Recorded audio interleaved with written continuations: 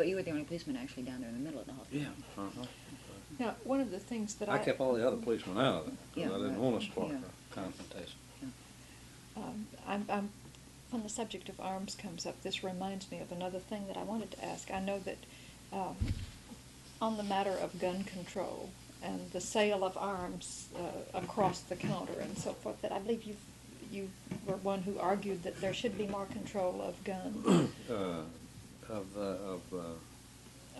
Sidearms, of short guns, Right. I guess is the best way The to Saturday describe night it. specials and Right. so forth. This is a tragic thing. You can buy one for $10 or $12, and they serve no useful purpose at all. I don't really want to draw swords with people that hunt. This is their bag, and let them hunt. I like to play golf, but they hunt.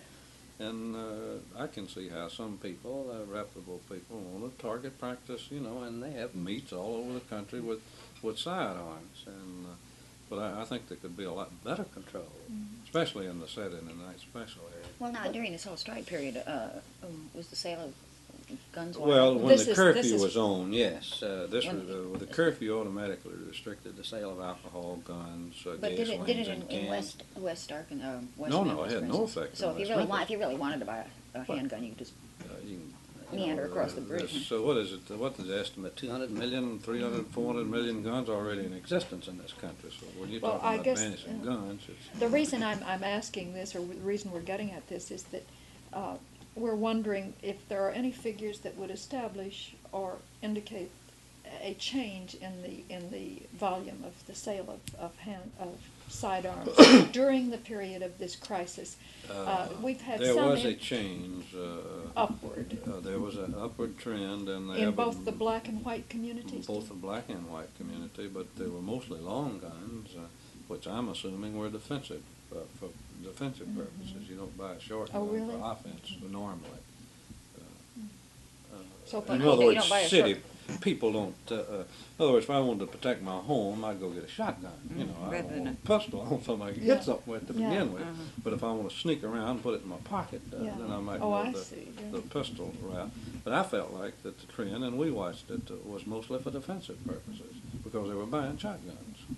Now, one other thing that there was an indication, or probably not an indication, I think it was printed in the paper, that there was an increase in the sale of shortwave radio. More people were listening to police reports. Oh, yeah, we were monitored by everybody.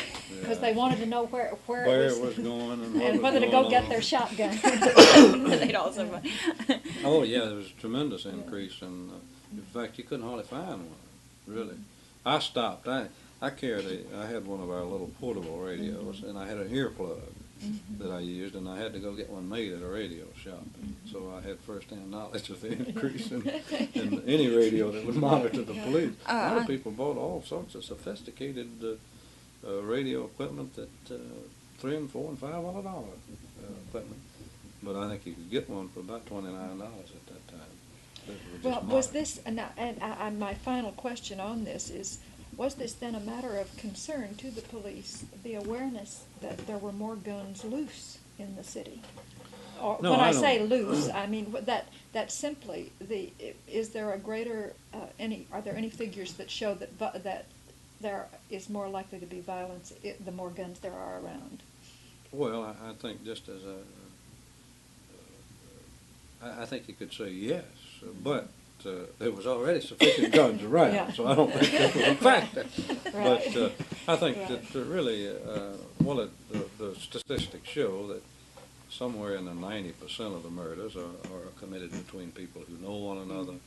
They're heat of passion things, and whatever the people have at that particular time as a weapon, they use. If they got a gun, you're more apt to have a killing than they are if you have a knife or a club or a brick or these sort of things. I think this would hold true, that the more guns there is, the more killings you have, because this is a weapon that these people use. Whatever weapon's available at that time, we've had them kill with everything. Ice picks, razors, brick bats, you name it, we've had it, that March 28th confrontation and Dr. King's killing the next week, were the police did they have different kind of riot helmets? Were you equipped for riot control? We were in the process of getting equipment Mm. We had very little or no equipment. We didn't have enough portable radios to go around. This was a vital factor, in not only direction but control too. Had those kind of supplies been ordered ahead of the sanitation strike? Were you trying to beef up before that? No, nothing had We been done. weren't You prepared couldn't for get the the long, money. hot See, summer, that kind of thing. oh no, Well- you couldn't get the money. We had tried to get this equipment before, but they just wouldn't provide the money, and it wasn't until you had the problem that we really got a blank check. Yeah, I right. wanted to Because go of back. the These shields. radios cost, well, the little radios you talked about, these things cost almost $1,000 a piece, you see. And so you're talking about a lot of money, and the helmets cost I about was wondering about the shields. about $40 a piece. Those shields that They all come in a helmet package, the helmet and the shield, and a whole bunch. And that's a come. protection against gas, isn't it, that shield? No, that's just a protection against flying objects. Flying objects. Yeah. I wanted to go But back. we didn't have nearly enough gas masks. We didn't have but a few. We got some equipment after, the Yeah. horses out of the barn. Yeah.